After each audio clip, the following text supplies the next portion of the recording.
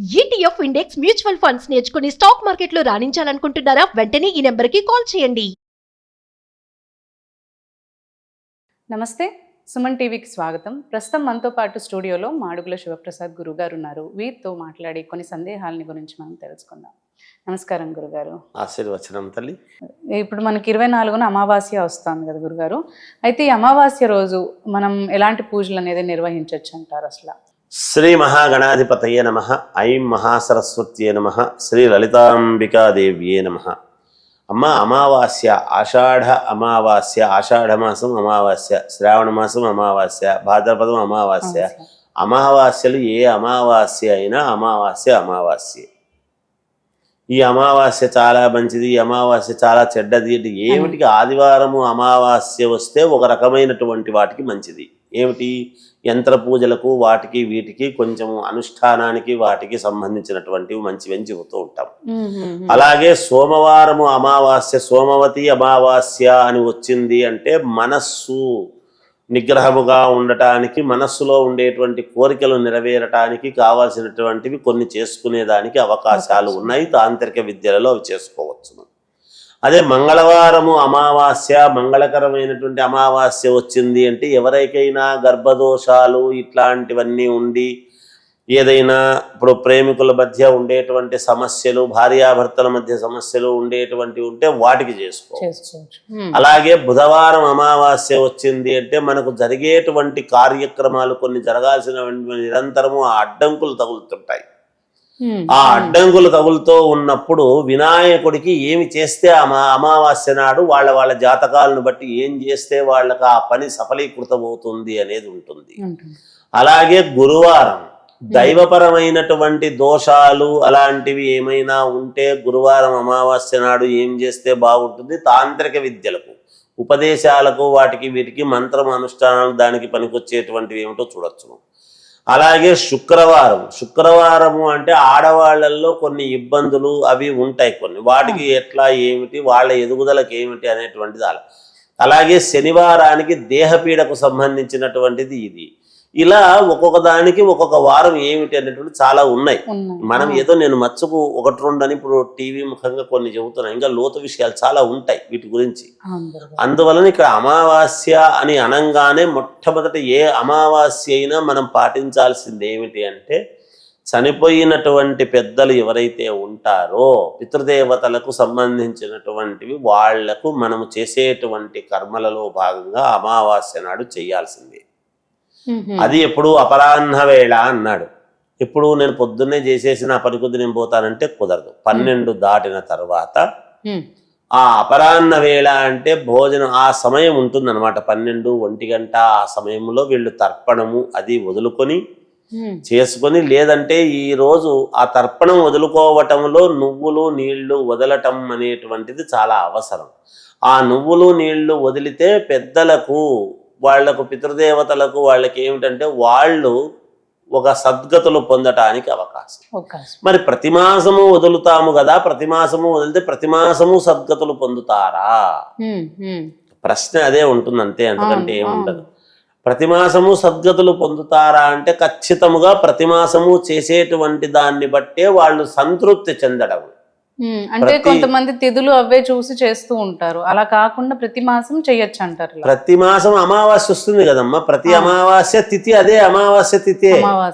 అమావాస్య నాడే పితృదేవతలు కాచుకొని ఉంటారు ప్రతి వాళ్ళు కూడా. ఈరోజు నాకు పుట్టినటువంటి పిల్లలు నాకు తర్పణం వదులుతారు అని ఆశపడుతూ ఉంటారు వాళ్ళు. అవే పితృదోషాలు అంటే ఇవి ఒకటేనే కాదు, ఇంకా చాలా ఉంటాయి. వాటిల్లో పితృదోషాలలో ఇదొక భాగం. ఇది కాదు అని చెప్తుంటారు, ఇది కూడా ఒక భాగమే. మరి పుట్టినందుకు దేనికి? అపుత్రస్య గతిర్నాస్తి అని ఎందుకు చెప్పినట్టు? పదవి ఎక్కడి నుంచి వచ్చింది, ఎందుకు వచ్చింది? అది ఆ నువ్వులు, ఈ బొటనవేలుతో నువ్వులు నీళ్లు ఇలా వదిలిపెట్టేసి, ఆ వదిలిపెట్టే విధానము, మంత్రము, క్రియ అన్నీ ఉంటాయి. అది చేసినప్పుడు అది ఖచ్చితంగా పవిత్రము పెట్టుకోవటము, దర్భతో తయారు చేసినటువంటిది. అలా పెట్టుకొని ఎవరైనా ఒక బ్రాహ్మణ్ణి పిలిచి మంత్రము ఉచ్చరించి చేసుకుంటే, అది పద్ధతి చేసుకుంటే అక్కడికి వాళ్ళకు చెందినట్టు. ఆ నువ్వులు నీళ్లు వదలటం అనేటువంటిది ప్రతి మాసము వదలడము అనేటువంటిది మనకు 12 ఉంటాయి, 12 అమావాస్యలు వస్తాయి. 12 సార్లు వాళ్లకు మంచినీళ్ళు మనం ఒక టిఫిన్ లాగా వాళ్లకు పెట్టినట్టు ఈ నువ్వులు అవి వీటి యొక్క ప్రభావం అదొకటి. నేను మామూలుగా సంవత్సరానికి ఒకసారి ఆబ్దికం అని పెడతాం తిథి, శ్రద్ధగా చేసేటువంటిది శ్రార్థం, అది చేస్తాం, అది భోజనము లాంటిది. ఇవి మనము ప్రతి మాసము చేస్తూ ఉంటే ఏమవుతుంది అంటే మనకు కొన్ని దోషాలు అనేటువంటివి పోతాయి, వాళ్ళు తృప్తి చెందేదాన్ని బట్టి. అలాంటివి చేసుకోవటానికి ఈ అమావాస్య అనేటువంటిది ఉన్నది. మాకు కుదరలేదు గురువు గారు, మేమంత చేయలేకపోతున్నాము అని అనుకునేటువంటి వాళ్లకు ఇంకొక క్రియ ఉన్నది. ఏమిటి? ఒక కొబ్బరికాయ, కొన్ని నువ్వులు పొట్లంలో కట్టుకోవటము, కొన్ని బియ్యం పొట్లంలో కట్టుకోవటము, 3 నిమ్మకాయలు, ఒక కొబ్బరికాయ, అన్నీ కూడా ఒక ఇస్తరు తీసుకుని ఇస్తరులో పెట్టుకుని నెత్తి మీద పెట్టుకునేసి ఒక గంగలో మునిగేసి అవి అందులో వదిలిపెట్టేస్తే అది చెందినట్టే. అక్కడ వాళ్ళ పితృదేవతల యొక్క దోషాలు పోవటానికి చాలా ఉపయోగం ఏర్పడుతుంది. అలా కూడా చేసుకోవచ్చు. ఇలా చేసుకుంటే మంచిది. ఇలా చెయ్యలేని వాళ్ళు అలా చేసుకుంటే కొంత మనకు ఉండేటువంటివి ఏదో జన్మతః వచ్చేటువంటి పాపాలు, తెలిసో తెలియకో మనం వాళ్ళు చేసిన పాపాలైతే మనకు వస్తాయి, కానీ ఎవరు చేసిన పుణ్యం వాళ్ళకే సరిపోదు. ఖచ్చితంగా అంతే కదా. ఇప్పుడు నేను రోజు దేవాలయానికి పోతున్నాము అంటే రోజు దేవాలయానికి టెన్షన్గా పోయేటువంటి వాడికి ఎటువంటి ఇబ్బందులు రావు అని కాదు. రోజు దేవాలయానికి నువ్వు వస్తే నీ సంతానానికి అది మేలవుతుంది. నువ్వు చేస్తూ ఉండేటువంటి ప్రతివాడు పోయిన ప్రతివాడు ఏం కోరుకుంటాడు? నేను నా కుటుంబం చల్లగా ఉండాలని కోరుకుంటాడు. నా కుటుంబాన్ని చల్లగా చూడు తండ్రిని కోరుకుంటే కుటుంబానికి పోతుంది. నువ్వు పోయినా నీ ద్వారా ఉండేటువంటి వాళ్లకు మేలు జరుగుతుంది. నువ్వు సంపాదించినా నీ సంపాదన నీ పిల్లల కోసమే, భార్య పిల్లల కోసమే. నువ్వు తప్పు చేసినా ఆ తప్పు నీ భార్య పిల్లల కోసమని చేస్తున్నావు, కానీ నీకు జ్ఞానము కలిగి తప్పు చేసి సంపాదించడం కాదు కదా. తప్పు చేయకుండా అది నీ బుద్ధి వాళ్ళు చెప్పలేదు కదా. కానీ వాళ్ళకు తిండి పెట్టాల్సిన బాధ్యత నీదే కదా. కాబట్టి మనం చేసుకున్న పాపము పుణ్యం ఏదైనా ఉంటే మనకే సరిపోదు. అందుకనే పాపాలు పిల్లలకు కూడా అంటుతాయి మనం చేసిన దాంట్లో. అందుకనే మన వాళ్ళు పెద్దవాళ్ళు ఒక సామెత చెప్తాడు, తిలా పాపము తలా పెరిగాడు అని. మీరు కొంచెం చేసినామంటే అందరికీ పంచుకున్నట్టే. కర్త కారయిత చేయవ ప్రేరకస్య అనుమోదక అని మనం సత్యనారాయణ స్వామి వ్రత కథల్లో చెప్తాం. ఒక వ్రతము చేస్తూ ఉన్నప్పుడు మరి సత్యనారాయణ స్వామి ప్రసాదం తింటే చేసుకున్నంత పుణ్యమే, చూస్తే పుణ్యమే, చెయ్యండి అని చెప్పిన పుణ్యమే, పాల్గొన్న పుణ్యమే, చేసిన ఖర్చు పెట్టుకొని చేసుకున్న వాళ్ళకి ఎంత పుణ్యం వస్తుందో, చేసినారంటారు విన్నా కూడా పుణ్యమే అనేది ఎట్లయితే వస్తుందో, వీడు పాపం చేసినటువంటి డబ్బుల్లో వాళ్ళందరికీ తలా కొంచెం పచ్చినా పాపమే కదా. అది అంతే కదా వస్తుంది.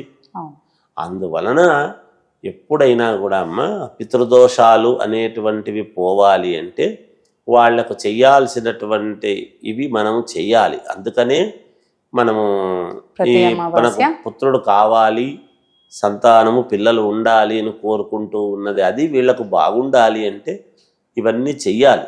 వీళ్ళు బాగుండాలనుకుంటే కూడా, మనకు పనులు కావాలనుకుంటే, తండ్రి ఏదో నాకు ఆస్తి ఇవ్వలేదు, నాకు ఇబ్బంది చేసిపోయినాడు, నేను వదలను అంటే అట్లా కుదరదు. రేపు నీ పిల్లలకు నువ్వు ఇబ్బంది చేసిన వాడివి అవుతావు. నువ్వు ఎన్ని ఇండ్లు పెడతావో, ఎంత డబ్బు పెడతావో ఇవన్నీ వాళ్లకు చెందొచ్చు, చెందకపోవచ్చు, అది చెప్పలేం. అంతే కదమ్మా.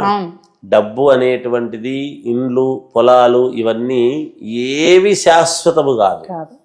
నువ్వు చేసినటువంటి ఈ క్రియ ఏదైతే ఉన్నదో ఇది శాశ్వతం, ఈ పని శాశ్వతం అవుతుంది.